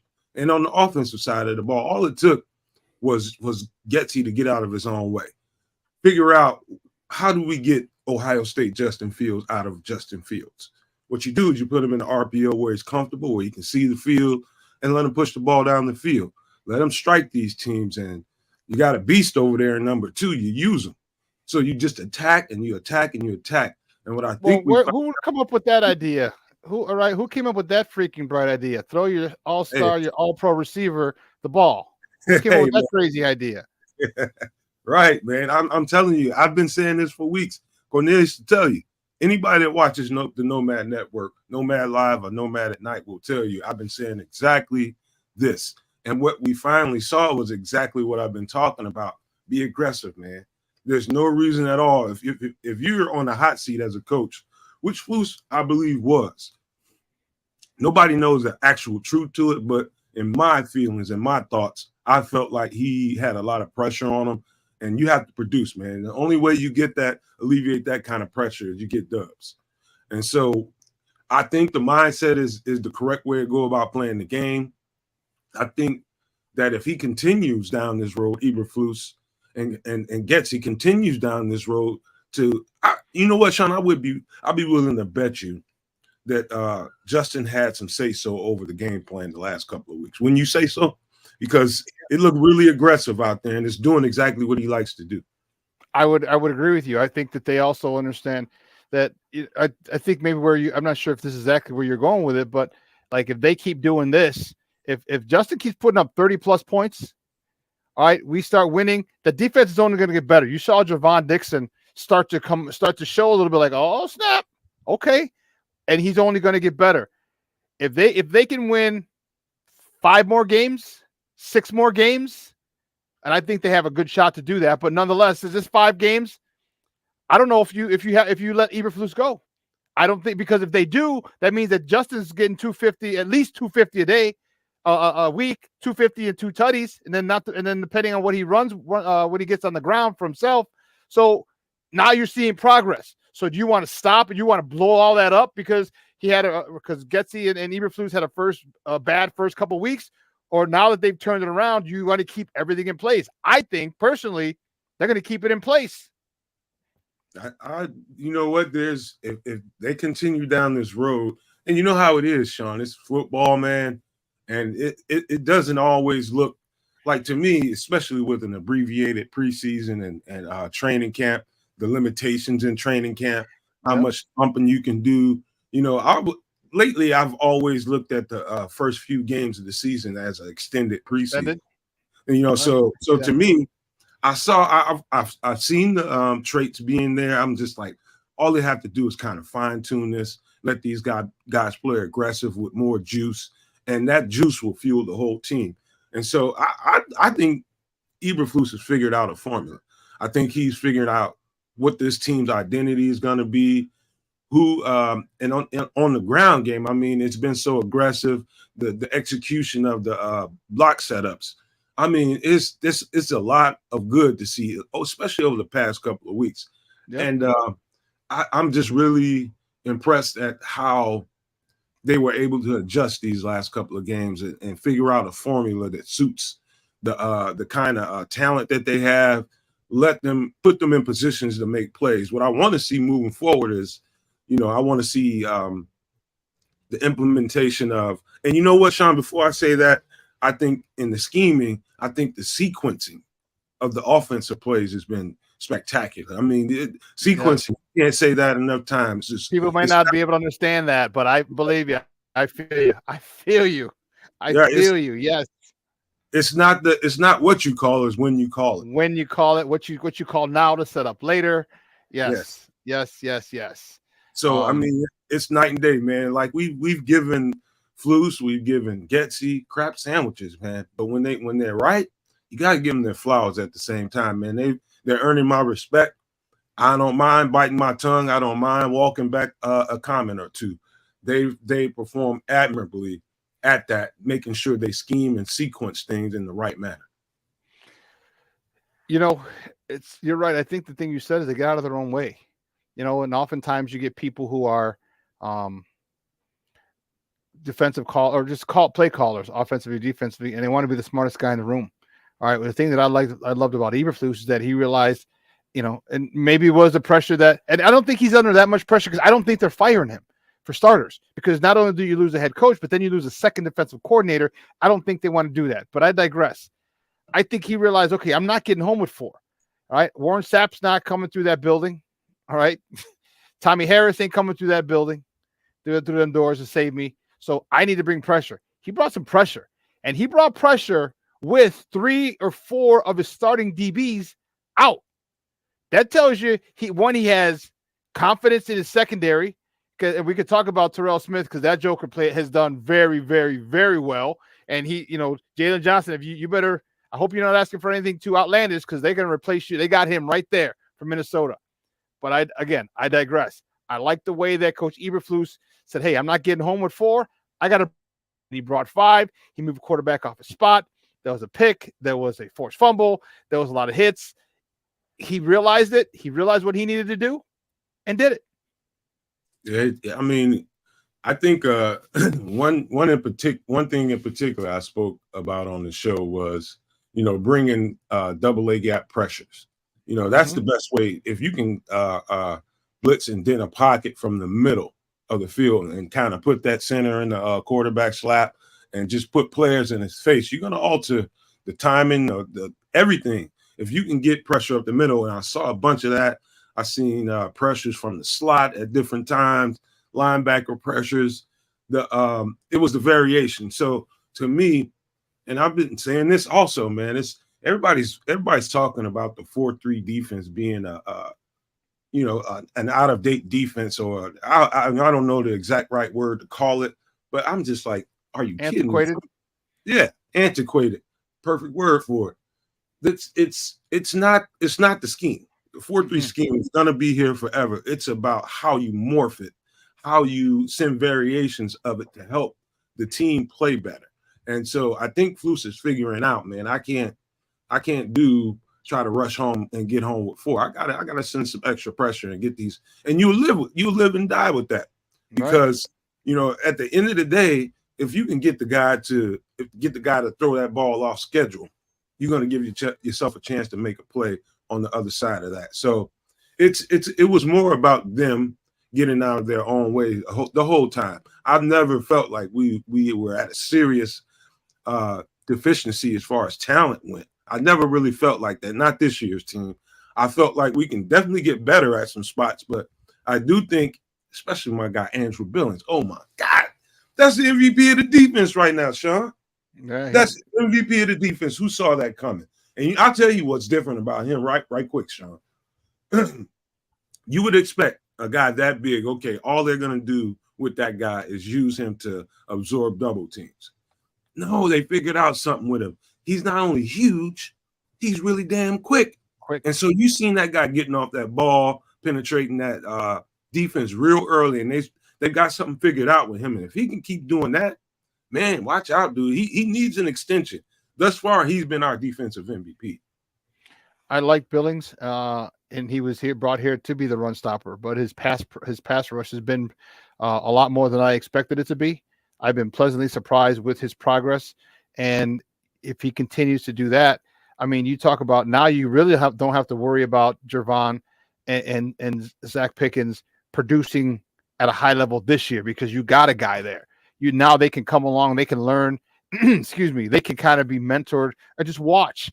It's that people forget, or maybe they do in this age of instant gratification. People forget how important it is to watch somebody do something. All right, take some of the reps away from Gervon and or Zach Pickens and let them watch Billings play. Let them watch him in film. Let them watch and hear the critiques, positive and negatives from the coaches. Like, here's what you did, and have them develop by not just playing, but also watching somebody play their position at a high level. It worked for that guy named Patrick something or other in Kansas City, but people forget. And I think that him doing that is really benefiting the Bears long term, because now when you get it up here and you shorten the learning curve here, man, it helps a lot. And these guys could be 6 games ahead of schedule. So at the end of the year, they're not playing game 16. They're playing in their second year, game 5, game 6. And the light may turn on this season, whereas it may not if they don't watch. It may not turn on until next year sometime. And the sooner they get it, the sooner they become big contributors, and people forget how important that is. And Billings, you're right, he might end up deserving an extension, because now you want to keep him, you want to keep Pickens, you want to keep Dexter, you're going to keep, you know what I mean? You want a nice rotation because you want these guys healthy throughout the game. And this could be exactly what they wanted, maybe even more than what they anticipated in Billings. And you know something, Shawn, again, back to the sequencing. I also think Flus is figuring out some things with his rotations and combinations on the defensive front.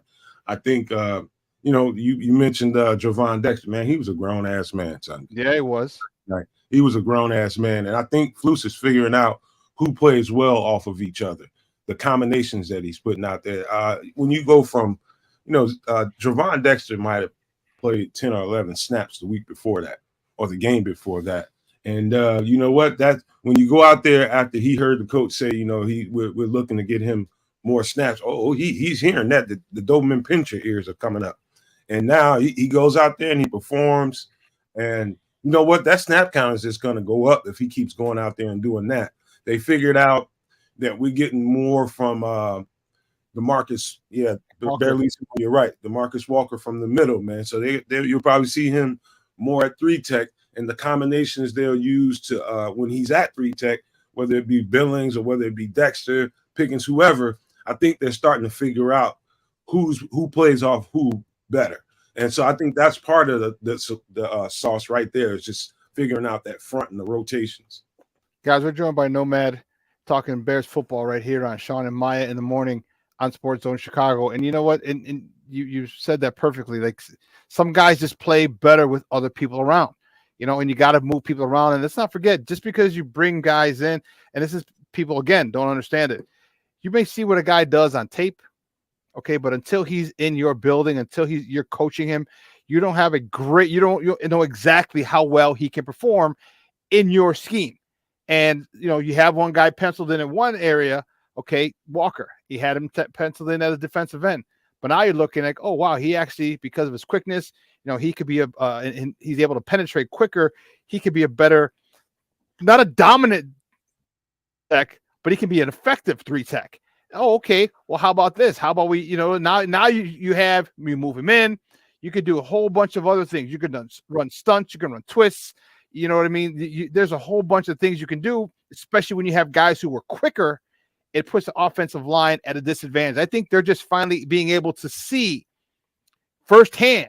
All right, training camp, okay, you're going against the same guys. I know his weaknesses. He knows mine. He's trying to make me look bad. I'm trying to make him look bad. I get it. All right, preseason, okay, one series, you don't get a lot, but the regular season, it takes a couple games. And I think they're finally starting to see the skill set of certain people, and some guys might be better at a couple of different positions. And if it helps this team, it helps this team, and I'm all for it. But here's what they're doing: they're doing something that a professional coaching staff is doing. They're making changes that are necessary, not because we signed him at a defensive end, so he's got to stay a defensive end. No. We signed him to play football for us at defensive end, but if he plays better here, we're going to put him here. Because truth be told, I think you're right. His job's he's still on the hot seat, but he's acting accordingly and making moves that we really haven't seen a lot here in Chicago, and I'm enjoying it. Shawn, hey, you know football, man, and a lot of times you hear, especially after the first few games, you heard Flus go to the podium and sound like a robot. I like what I. We're almost there. We're almost there. We're almost there. We're almost there. Yes, but you know for a fact that it's like that a lot of times. That when you're in practice and you're working on certain stuff and you're trying to get stuff to come to fruition, and in practice you're seeing it, but in the games it's not really coming. It's not really playing out in the manner that you see it in practice. You're still seeing it consistently in practice, and all of a sudden it starts spilling over into the game. So that's what's scary about this team, is everything he thought this team could be as far as performance-wise. Like anybody in this chat that watches the Nomad Network will tell you, I've been saying for months, this team is easily capable of putting up 21 points and a half. Everybody probably thought I was nuts, and then they start seeing it for 2 weeks in a row. We're capable of doing that. And now that you have now that you're starting to see a complementary defense that can keep that lead for you, at least to the point where you don't just completely give it up, man. Dude, and what's scary about it, Shawn, is I think they're just scratching the surface to see who they can be. It's one thing for us to see it, but I think they're proving something to themselves, and they've just now scratched the surface. That's what's scary about it. Well, I think you said the most importantly, the hell with us. They're starting not to see it. They're starting to believe it. Because, and you know, it's not false belief in the beginning, but you buy in. But the way you believe is when you start seeing results, and they start seeing results. Like I said, Smith, the kid, that cornerback out of Minnesota, that dude's a real deal. That dude is the real deal. So now all of a sudden, you're looking at this dude. You're like, whoa, hold on. We're starting to have a nice little stable of cornerbacks. Okay, Jalen Johnson, you want to stay here? All right, you may have to alter your contract demands. If you want to go somewhere else, fine. We're good because we have these youngsters under contract for a minute. All right, if your price cat or your asking price is a little too high, okay, we have no problem letting you walk. And you know, these are two big corners. Here, look at this. Here's what he's done. All right, this is what Terrell Smith has done in the last couple of weeks. Cortland Sutton, 2 targets, no catches, 1 pass breakup. Scary Terry, 2 targets, 2 catches, 13 yards, and he had -4 yards of yak. Why? Because the boy is right on him. He's running away from him. These are 2 Pro Bowl receivers. These are 2 scrubs, you know, undrafted rookie free agents. This is Cortland Sutton, Pro Bowler, Scary Terry McLaurin, Pro Bowler, and this is what he's done the last 2 weeks. That's pretty impressive for anybody, but hell, it's even more impressive for a rookie. And he's like, to me, he's like found money to me, because and what is invaluable, guys, and I'm gonna say this, I can't say this enough times. They are rookies, but these snaps that he's getting right now, any of these rookies, they are priceless. They are priceless. All it does is pave the way towards refinement later on.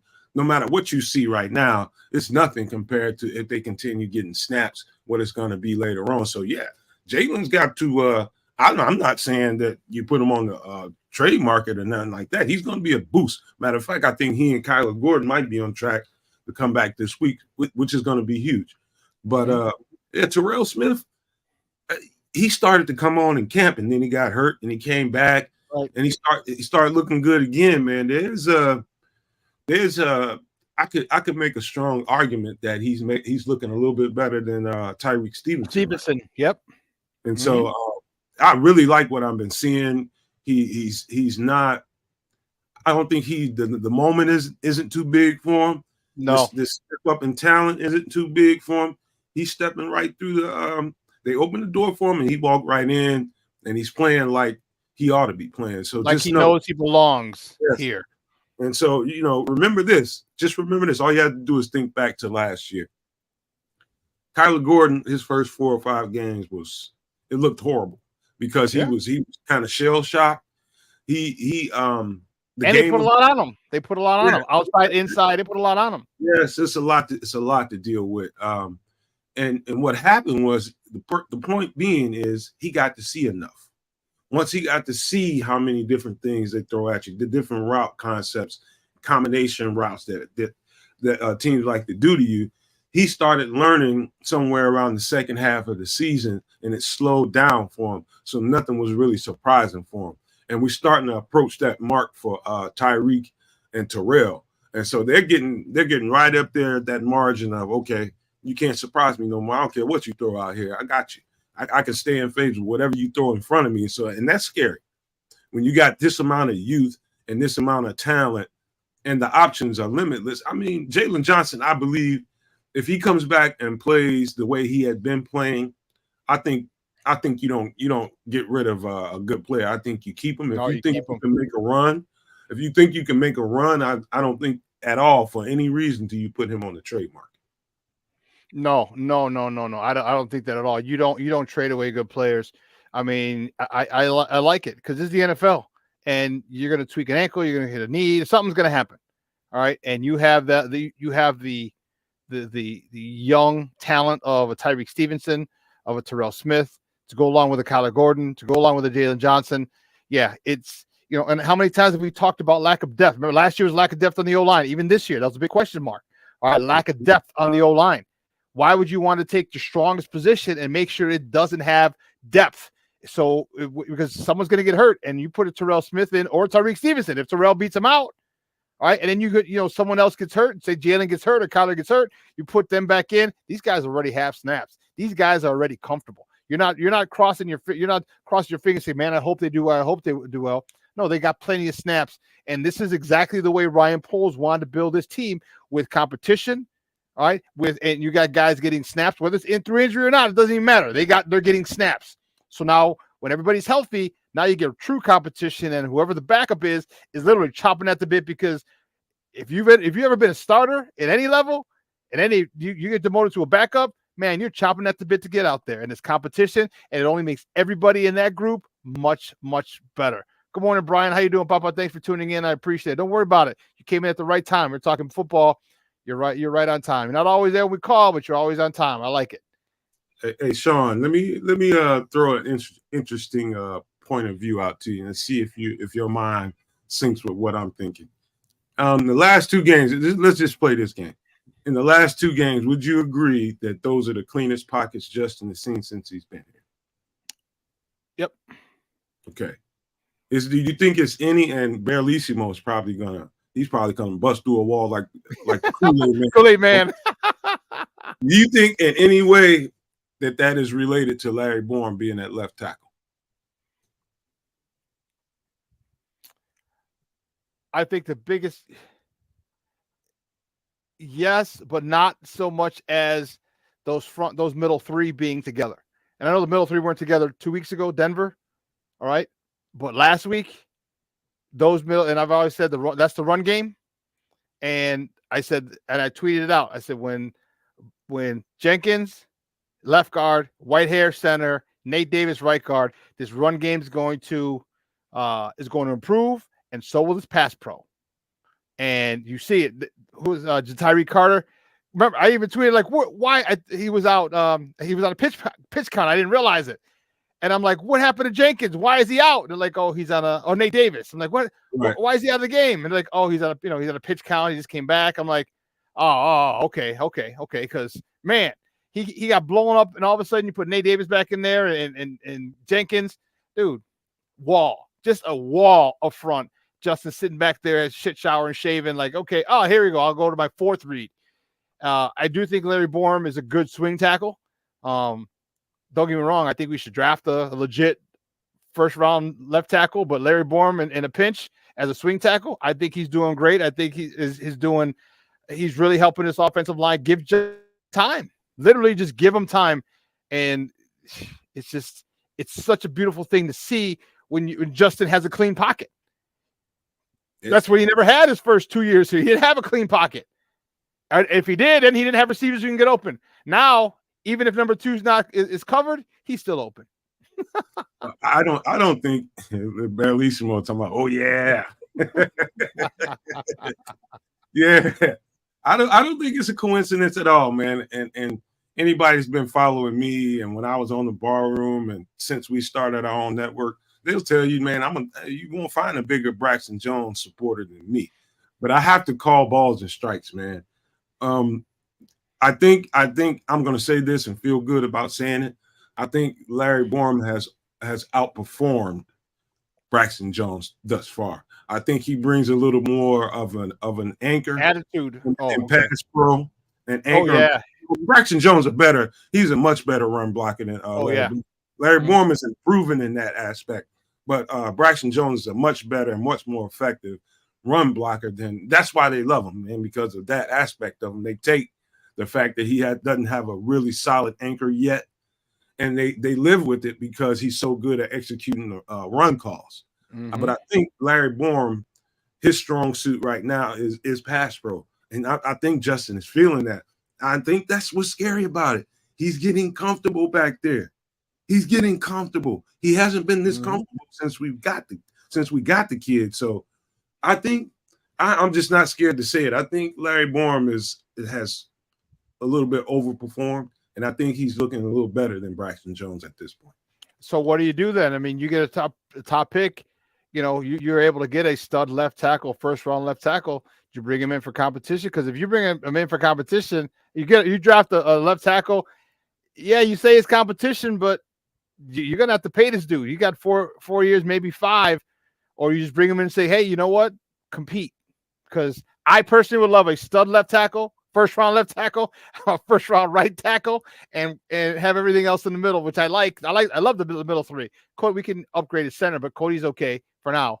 But the two guys on the corners, on the ends, I need studs. I need lock down, lock you up like you stole something. Tackle. Hey, I'll tell you something that won't surprise you very much, unless most people have heard of by now Olu Fashanu over at Penn State. Penn State, yeah, really, really, really solid. I mean, I think he's probably a day one starter. I also think, this is me. I shouldn't be telling you guys this because we got all kinds of off-season content planned and doing the draft stuff. But let me tell you something. If you want to see a grade A offensive line, a college offensive line, and some probably 2 or 3 day one starters at tackle, guard, even center, man, you watch the Miami Hurricanes offensive line. Those are some brutes, man. And their left tackle is a stud. I can't think of his name right now. I'm having a brain fart, but boy, oh boy, if you want to get some depth, I think Olu Fashanu and in almost anybody off that Miami Hurricanes offensive line would be great for this team right now. So, but yeah, I think the chemistry, I think that you know what it is for an offensive line. It's the gel more than anything, and their relationships with each other and the time they spend with each other, trying to, keep things clean amongst each other so they know how to play well off of each other. I think it took them time to get it together. That's just the way it is. Football takes a whole lot of gel for the whole representation of what you want to put on the field to come together. And so, me, man, I'm always trying to preach patience, trying to, get the fans to back off, man. Just back off with the bats, pitchforks, and chains. Just back off for a minute. Let them finish cooking this meal, and you might be surprised with the outcome. So just calm down is what I've been trying to tell the fan base. You talking about Jalen Rivers? Is that the kid you're talking about at Miami? Left tackle? Jalen Rivers? That might be his name, but they had a guy there. Yeah, I think that's his name. But okay, redshirt sophomore, 64, number 64. No, the guy I'm thinking about was number 60. I don't know if they moved him. He played left tackle last year. I don't know if they moved him off. Maybe they put him. Maybe they had an injury or something when I watched him the last time. But number 60 is a stud. I can't think of his name right now at all. But yeah, they've got some studs, dude. Okay, man, we'll be able to. I'm telling you, if we keep going down this track, yeah, Barrelissimo saying that left tackle is legit. Just can't think of his name no more, man, right now. But I'm seeing that offensive line. Nate Davis, you know something, man, and people are some butt cracks, man, sometimes. Yeah. And they speak when they shouldn't. Just because you can say something don't mean you always should. Your mama should have taught you that. But he was going through something, and we didn't actually know what was going on. Wise people had enough sense to fall back and say, hey, man, we don't know what's going on behind the scenes. Why are we commenting on this stuff? And so it came Zion, yes, Zion Nelson. That's exactly right. Zion Nelson. Thank you, Barrelissimo. That's the guy. I noticed I started scouting him last year, man. He's a stud. He's an absolute stud. We'll talk more about that guy. But Nate Davis' situation, he came to find out that it was his mom who was sick the whole time, and she passed away young. And he's a young guy. And I think people forget that. People deal with stress and emotions and trauma grief differently. Yeah, differently. And so the fact that, he was able to still be here for his teammates, and so what, he had to sit out a little bit to get his emotions in check. I feel for the guy, man. And it was just foolish to jump out there on a limb and be saying all that crazy crap about this guy, man, and not knowing he's been a godsend for us. I've seen pretty much, I don't know a right guard in football right now who's looking as good as Nate Davis. I can't think of one off the top of my head, but Nate Davis has been a monster out there, man. What a pickup by Ryan Poles. That guy's been worth his money and some. And guys, we're joined by Nomad from the Nomad Network, talking Bears football here on Shawn and Maya in the morning on Sports Zone Chicago. And that pickup is doing well. Darnell Wright is getting better by the God bless his snap. every single snap he gets better. That counter, that quarterback counter with Justin, where he just destroys that 170, 180 pound DB. I almost felt bad for that DB.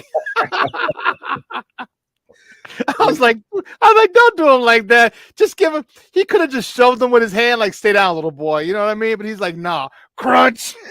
You put all kinds of trademarks on that man. I was like, dang, man, that dude got a mama. He probably got a kid or two. He got to go home to his family, Darnell. Man, he can't be doing that. I got to wear that special helmet off the field now. Come on, Darnell, stop.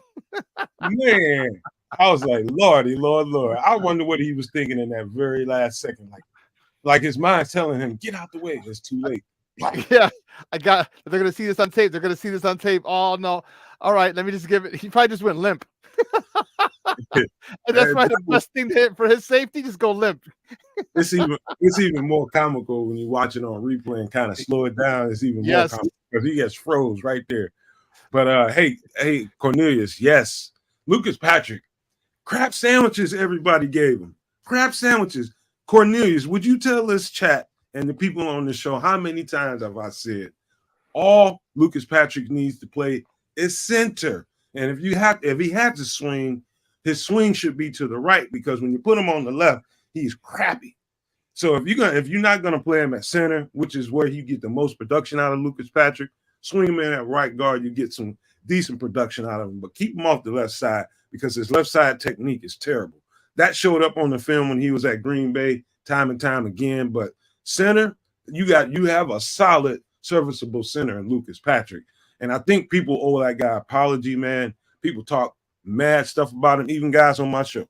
I had to say some things to them. I'm like, you guys are just ready to run people out of town without any nuance to why you're feeling that way, man. Look, they had him playing out of position pretty much all of last year, and he was hurt all the time. So that's pretty much his problem. If he can keep the injury bug off of him, you got a solid rotational center. I mean, somebody that can get you out of a game. So Lucas Patrick has been pretty good, in my opinion. You know, the defense is where I'm not concerned, but that's where I need a little more. I want to be going. I mean, we only give up 20. I don't even want to give up 20. What do you think we need to do on a defensive end, or do we just need to let these guys grow and cut their teeth and have to deal with a couple 20, 28 point games until the end of the season, when they can start getting really, really comfortable in their position, who they're next to, who they're comboing with, and then being able to stop defenses and give them, 14, 17 points at that point? Do we just need to wait, or is there something that we can do in the meantime to kind of bring these points down? Say that one more time, because I misunderstood what you're asking me. What do you think we need to do for the defense? Because I know they only gave up 20 this past week, but still sometimes, like, there was that point in the game where, like, oh shit, here's a comeback. And do you think we just need to let them cut their teeth and deal with it, or is there maybe pick someone up off the waiver wire, or maybe bring more pressure? What do you think we need to do to get that defense more disruptive? I think it goes back to the sequence. When you call and dialing up the pressures, who you got to use, like I've been saying this for a couple of weeks. I think you have to go and use some of your youthful talent. Some guys like Noah Sewell, you got to get you got to hype up your fronts a little bit. You can't show them the same look. And when you have a 21-point leader. So I think you need to keep bringing simulated pressures at these quarterbacks. You can't just sit back there and just play catch. I think there are ways to keep points off the board. I think the defensive line is starting to come together a little bit, but I think we've got more talent than we think we have. It's about how you apply them. Like it's offensively, you got to get Velus Jones and Tyler Scott more involved. Defensively, yeah, you gotta go to your bag and use Sewell. And I want him out there. He's dude. I think I told you, he's that dude that he's not gonna be the first to the play. All right. But he's that dude coming. He's that dude that I remember I used to tug once, tug twice, if something holds my leg, and then I'm dropping, because that's that joker who's coming in a bad mood to knock your God blessed head off. He's coming. Oh yeah. And Cornelius makes another point about the secondary. Everybody's got to tackle better, because I'll tell you a little bit secret to the sauce about why it's looking like that. We're missing so many tackles. It's because the coach, he values speed to the ball so much. I don't know if he's coaching breaking down and making sure you can't fly to every ball. You got to break down before you get there so you can be in functional position to make that play and get that player on the ground. I think guys are flying right past and they're running through the arm tackles. He's emphasizing speed so much to the ball that he's still when you can still do that, but then you have to overemphasize breaking down and finishing that play. So I think that's what's missing. I'm sure Eberflus can see that on tape, how he emphasizes that in practice and coaches it and reps it in practice. You got to break down when you get into that ball so you don't overrun it and whiff so many tackles. Man, Nomad, great stuff, buddy. I appreciate you coming on, especially on such short notice. And, just love talking football with people who think on a different level like we do. So I appreciate your time this morning, man. Do me a favor, though. Let everyone know where they can find you and your work online. You can find me at the Nomad Network. I am on Twitter at Nomad Networking. We're doing a show tonight, as a matter of fact, an impromptu pod. We're doing Nomad Live tonight. I asked the good Dr. Mason West, to come join us and give us an update on those injuries. Shawn, if you want to come through and join us, feel free. But I might be able to. We got a tape recording of the podcast that I do on Mondays. They did a recording, so I can just play it. I don't need to produce it. So I may be able to join you. Great. We'll be on at 8 tonight. When we get the show set up, I'll send you an invite. But yeah, come check us out tonight. We'll talk about the injuries, the time frame, and what I think is a high ankle sprain with Khalil Herbert, and what I think the time frame, because I had one before, is on an injury like that. And we'll let the good doc put me in my place if need be and tell me what he thinks the time frame for Khalil Herbert to come back and some of the other injury concerns. But yeah, we'll be on the night at 8 p.m. Central. So, hey, family, we'd love to see you there, man. Join us. Hey, great stuff, buddy. I appreciate it. I'll probably join you. I'll see you then. Hey, just say football, and I'm like Barrelissimo. I'm like the Kool-Aid man. I come busting through a damn wall. Sound like Fred Flintstone. Bat, football. I'm there. Like candy, man. Oh, man. Hey, great stuff, man. Like I said, I'll most likely see you tonight. Hey, man. Enjoy it, man. Thank you for having me on, Shawn. All right, now. Guys, that's Nomad from the Nomad Network. Hey, Barrelissimo, listen, we got to break it up. I got to go. However, I was in Facebook jail, so I couldn't respond. I couldn't do that. I couldn't respond to. I couldn't post on Facebook, on Messenger, or on Instagram. So yes, if you want to do another all 22, I'm in. I'd love to. I'd love to do an all 22. Yeah, Brian, come check it out, man. It's more good football talk, man. It's just gonna be on his show. It's just great stuff, great football talk. But man, we had a great show. I want to thank my guy Michael Lyle Jr. for joining us. Man, that was awesome, giving us the prime effect over in Colorado. And then my man Nomad for coming on last minute. I appreciate him coming on. And you know what? Like I said, I love talking football with people who play the game at a high level, because like conversations are just different. And not everybody's been privy to play football at a high level for whatever reason. And it's very informative. All right. We give you perspectives that you might not think of, that you can only think of your way because you've only reached a certain level. And it's a little different at the higher up you go. It gets different. So I appreciate you guys checking in and appreciate the love. Well, we got to bounce. No, I got to keep. We're going to replay this today at 4:00, leading into What's Up, Cuz. We have Second City Sports coming up at 12:15. So make sure you tune into that.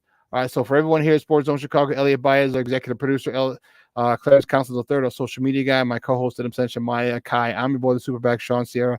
Thanks for tuning in. I will see you. All right. Same bad time, same bad channel, Wednesday. All right. 9 a.m. to 11 Central Time. Everybody else, have a great day. Your boy, I am out.